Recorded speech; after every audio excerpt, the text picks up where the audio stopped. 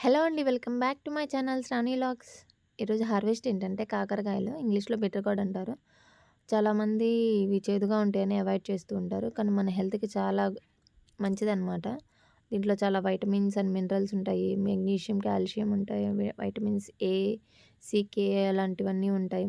So, మనకి immune సిస్టమ్‌కి, better డైజెషన్‌కి ఎస్పెషల్లీ షుగర్‌ని కంట్రోల్ చేయడానికైతే చాలా హెల్ప్ చేస్తాయి.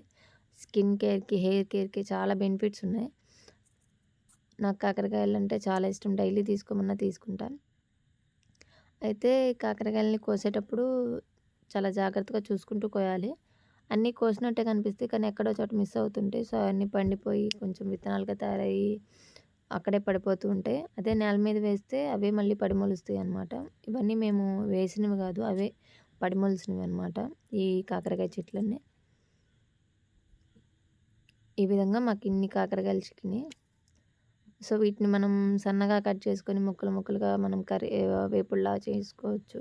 లేదు అంటే పై తోలంతా తీసుకొని కాయ చేసుకోవచ్చు. మనకి ఏ విధంగా నచ్చితే ఆ విధంగా చేసుకోవచ్చు. Please do like and share, subscribe.